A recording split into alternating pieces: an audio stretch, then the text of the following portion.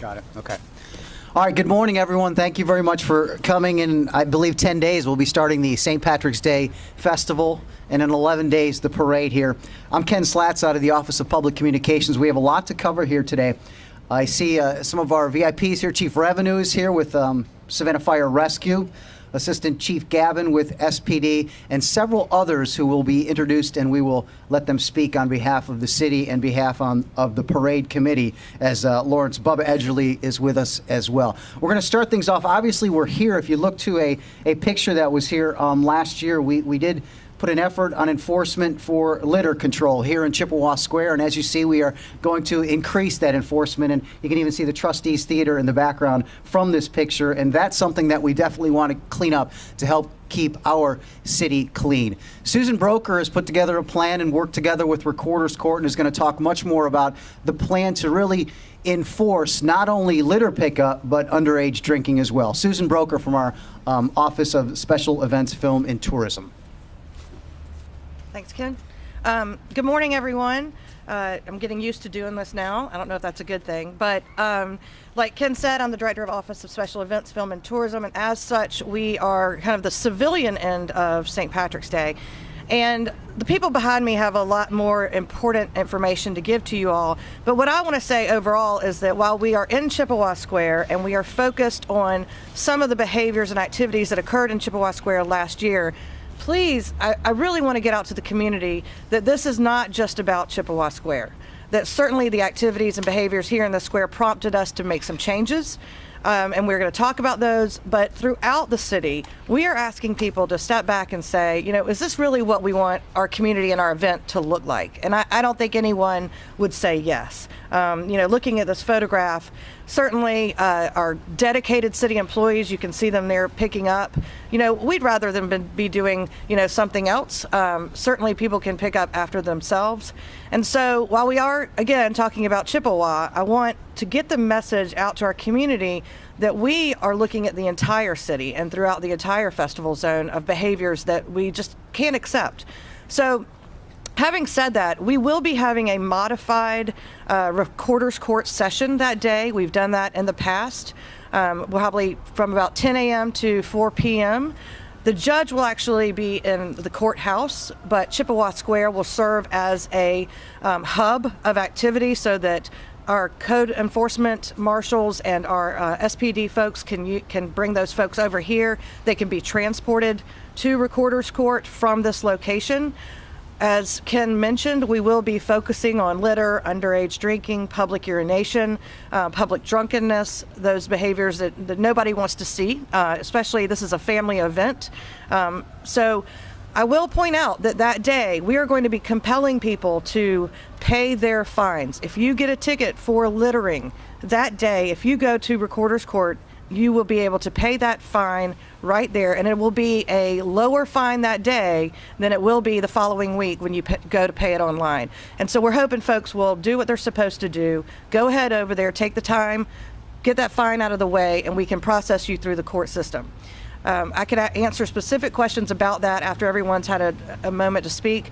But again, my message is really about the entire festival. That yes, we're standing here in Chippewa Square, but this is about what we will expect of our, you know, residents and of our visitors to come here and, you know, respect where you are. This is a beautiful place. We put a lot of work into it. These folks behind me put a lot of work into making this a beautiful place for our residents and our visitors. So let's just try to keep it that way. Thank you, Susan. Yes, we'll take questions at the end. Also with Recorder's Court, Buddy Clay is with us as well if you have any specific questions that he may answer. Now, Chief Minter and Assistant Chief Gavin, they have a lot of help, and they know that SPD is only one part of the enforcement. They kind of lead the enforcement, but there are so many other different avenues that we try to come together as a team. And Lieutenant Shanita Young will come up with Savannah Police Department to talk about their role. Good morning. Hi, I'm Lieutenant Shanita Young with the Alcohol Beverage and Compliance Unit. Our main focus on this year with St. Patrick's Day and every other year is to make sure that our businesses are in compliance with local ordinance, with as far as the state and federal laws. Our main thing and our focus will be on underage operations and overconsumption. Those are the main areas that we've seen in the past that we've had problems with. Have you seen month to month through the Savannah Police Department, you see updates on our operations every month where you see the businesses that have failed. They come in and we do administrative meetings with them. We let them know as far as on what the problems are and how they can change it here on out. So we want to make sure that the businesses know that we will be out there. We will have the help from our Georgia State Revenue, Tobacco, and Alcohol Division. Those agents will be coming down from Atlanta and surrounding counties in order to assist Savannah Police Department. Thank you. Thank you, Ms. Young. Another enforcement that we have of officers, I should say, Kevin Milton is with our Code Compliance Department, and he's put together an integral plan to help assist Savannah Police Department and help try and keep Savannah clean as well. So Kevin Milton. Hey, good morning. So we'll be involved throughout the weekend with code enforcement teams operating in the area. So the festival zone on Friday night, we've divided into 6 separate pieces of geography. We'll have teams in each one of those enforcing the festival rules in the festival control zone. Saturday morning, we get started bright and early at 06 a.m. We'll be over at the B&B building inspecting the mobile vendors, or what we call hawkers, to make sure they don't have any things they shouldn't be selling during the parade. And then we'll also be here on Chippewa Square to help enfold the access control points into the square to make sure folks aren't bringing stuff in here that they should not be. We'll be doing that in partnership with the SPD. And then while the parade's going on, we have divided the parade route into 7 distinct different zones or sectors. We'll be monitoring back and forth between squares along the parade route, making sure the hawkers are not selling illegal contraband, making sure that folks are behaving properly in the squares in between those 2 routes. And then here at Chippewa Square, we'll have 4 officers working in coordination with the SPD to make sure folks are behaving properly here in Chippewa Square. And then once the parade's over, we fall back into those zones in the festival control zone, where we'll continue to monitor and enforce the festival control rules. Thank you.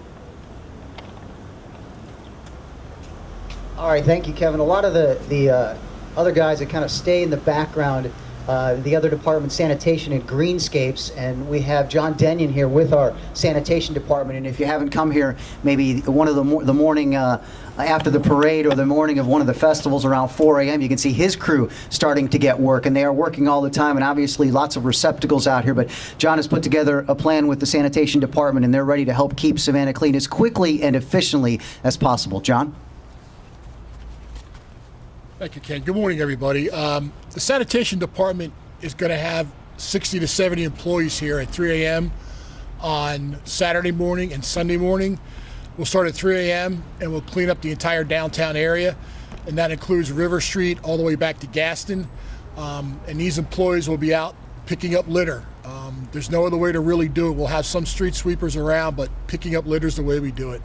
So we'll have all those employees out here both days. They will work till the parade begins at 10, and then they will be embedded in the parade route. We will be distributing Trimtown bags that you'll see around the area. They will be close proximity to our regular trash baskets, which generally do get filled up quite quickly. We will be cleaning those out during the parade and putting up more bags during the parade, so hopefully people have enough opportunity to put your litter where it belongs, and that does not include on the ground. So we want everyone to kind of be responsible. We're also urging people this year to bring your own trash bags and clean up after yourselves, whether you're on the parade route or in Chippewa Square or any of the squares. If you can pick up after yourselves and after your party and bring those trash bags to one of the litter containers, we will collect them. But we want everyone to kind of get in the habit and get in the thought of making sure they clean up after themselves. So if you do that, bring a bag, fill it up, put it where it belongs, we'll get it. And we're hoping that with the relaunch of our litter campaign just last week, if we can clean up and be clean on St. Patrick's Day, we can be clean every day. So we want people to kind of get into that mindset, clean up after yourselves and take responsibility. By Sunday morning at 8 o'clock, we want the city to be clean. We want people to come down and have brunch, go to church services. If everyone takes care of their part, we'll take care of ours. So come Sunday morning, you have a nice clean city to wake up to. Okay? Thank you. Thank you, John. And the final piece to our puzzle is our Greenscapes division that's been reformed over the last year and a half or so. And I know Gordon Denny, the head of that, when he looks at a picture like this, he probably cringes because he works year-round, him and his staff, to make sure Savannah stays clean, and specifically in our squares. And on a holiday weekend like that, when a lot of tourists are coming in and out, they have a quick job to keep things very clean. So, Gordon Denny. Good morning. Thank you, Ken. So our plan is pretty much the same plan every year.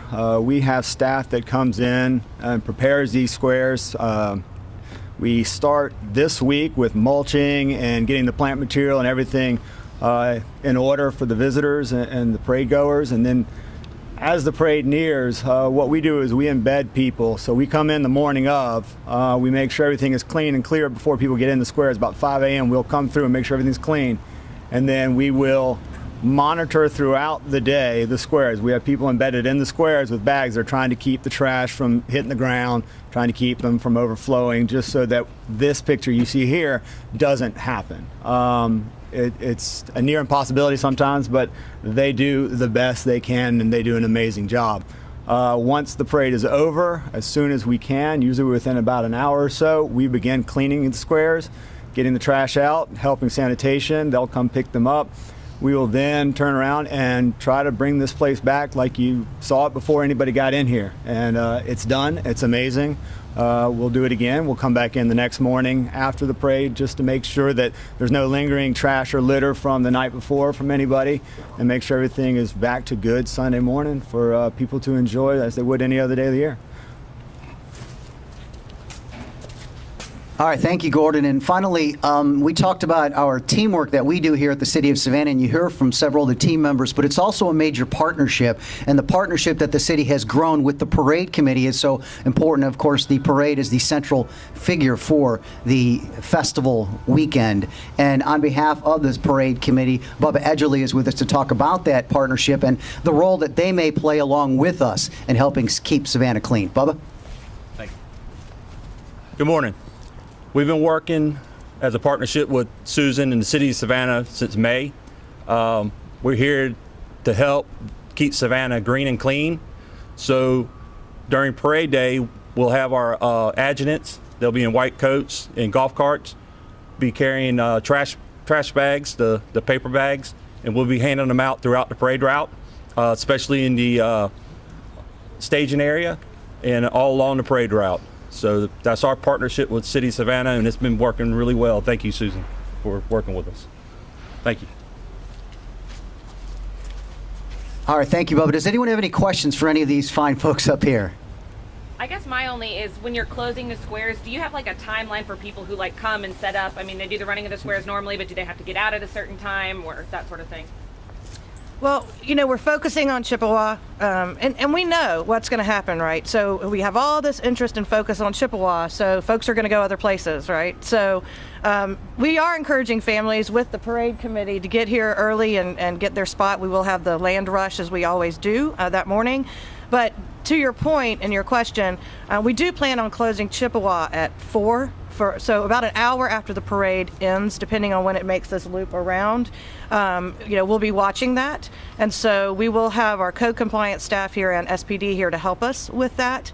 The other squares, as Gordon mentioned, we have our staff, our great City of Savannah staff, come in and start cleaning up the squares about an hour after the parade. So while we don't specifically close those squares, we do encourage people to kind of pack up and safely get to their next destination. Can you touch upon, too, a little bit more of the don'ts that you can't bring to this square? Right. So, one of the big issues that we had last year is styrofoam coolers. So we are asking people to not bring styrofoam coolers. Specifically in this square, we will not allow it. But, it's, pack it in, pack it out. We require this, at Tybee, when you go to the beach, when you go to a national park, this is a national landmark district. We should try to, use objects like coolers that you can reuse, and where, styrofoam breaks down, and next thing you know, Gordon's folks 2 months later are picking little pieces of styrofoam out of the plant material. We just don't want to have that. We're also asking in this square specifically not to bring tables and tents. That was a real issue last year. We will have signage up for that, but we want people to plan ahead. And of course, as Kevin Milton mentioned, his code compliance staff will be here to help enforce that. But I would say, for folks that are going to the other squares, really do try to avoid styrofoam. It helps us incredibly. And if you want to be partners with us, try to do those things that help us at the end of the parade, the end of the event, to make, as John and his staff and Gordon and his staff do every year, make it beautiful. So. I have one more question. It's about Recorder's Court. Can you talk about kind of the process of clearing that with the courts and kind of getting that here in Chippewa Square? So the way that Recorder's Court is going to work that day is similar to how it has in the past, where we used to have night court, where the judge is actually housed at Recorder's Court in the courthouse. Like I said, we will use Chippewa as kind of a central point to, take people over to Recorder's Court. So if you have to be arrested, and for underage drinking or something of that nature, you will be transported over there and held in the court. They have 2 areas that they can hold folks, and then the judge will see you at that time. If you get a ticket for littering or something of that sort, we're compelling people to go by lowering the fine rate for that particular day. We're even setting up pedicabs over here. We're hoping to set up pedicabs and let people hop on a pedicab, go over and pay their fine, and then get back to what they're doing. So it is a real partnership. It's a difficult, as it's difficult to navigate the city during the parade and the festival. So, having SPD, having code compliance, definitely the Chatham County Sheriff's Office, helping with that. It is a partnership, and we are, we're going to try it this year. We're going to see how it goes. Next year, the parade will be on a Tuesday. I think it'll be a little less crowded. We'll be able to implement something a little more defined. So that partnership with the courts, like clearing it, was never an issue like that? I guess I'm not sure what you're asking. I'm sorry. In terms of the working, because you were originally, you were never going to process anyone in the actual square. It was always you were going to transfer that to the court, correct? Yeah, let me address that. I'm Buddy Clay. I'm the court administrator for the Recorder's Court, and I'm pretty familiar with St. Patrick's Day because I had a lot of experience with that too, didn't I? Yeah. When I was the city marshal for the city. One of the things that we have to be concerned about, and obviously, is the assurance that we have to provide as a court that everybody that gets charged with an offense, whether it's a local ordinance or a more serious criminal offense, they get the same level of due process in the court. And so we had to strike a good balance about how to make that happen. We wanted a judge to be available and so that we could take care of cases and expedite processing. But at the same time, we had to be aware that there were certain things we could do in the square and certain things that had to be done in the courthouse. So what we'll have on the square primarily is some staging that's done by part of the clerical staff or the clerk's office. In many instances, we'll be able to, if the situation allows for it, we'll be able to place the case on a future calendar and take care of it in the courtroom. In some offenses, in some instances of things that occur that day that we feel like we could get before a judge, we could go ahead and take them over, especially if they're from away from the city. Allow them to have due process. I can tell you now, the judge is not going to take guilty pleas from intoxicated people. They're going to make sure that we do everything by rules of procedure, and the judge is going to see to that. I think we've worked out a real good partnership with our police agencies to. We'll be having to do some things out at the jail over the course of the weekend, having bond hearings out there to expedite getting people out of jail and such as that. So we work very closely with the Sheriff's Department with that as well. So we'll be fairly invested in our effort that weekend and trying to do things that will make sure that people understand that when they're out here littering and creating havoc and leaving a mess behind, there's a consequence for it. So we can start tapping down some of that kind of behavior. But the court's role in this is the court's role, and to ensure people have a right to a hearing if they want one, and things of that nature. So, is that good? Any other questions? Can you talk about, do you have the dates that are set? We're going to be doing the court sessions the week of April the 14th. I can't tell you the exact dates on the top of my head. I think they're 15th, 16th, and 17th. That's what we discussed on Friday. So we have those sessions set aside, some special sessions set aside, so we can put those cases on those calendars. And if people are from out of town and they decide they don't want to come back for a court hearing, there'll be a fine set up on the online payment system, and they can go ahead and go in and pay a fine. And by doing that, they admit guilt, basically. But any other question? Any other questions any other questions? Just a reminder, we will kick off next week, St. Patrick's Day Parade and Festival Week. We'll have a press conference at 10 a.m. in Ellis Square. At that time, we'll go completely over mobility, and that includes Uber and Lyft and CAT and all the mobility issues throughout downtown Savannah. That'll be Monday at 10 a.m. And then tentatively for Wednesday, we will have a press conference at 2 p.m. in Johnson Square. We're still working out the details, and we will send out a full press release. All these folks are available for individual interviews if you would like. Thank you very much for coming.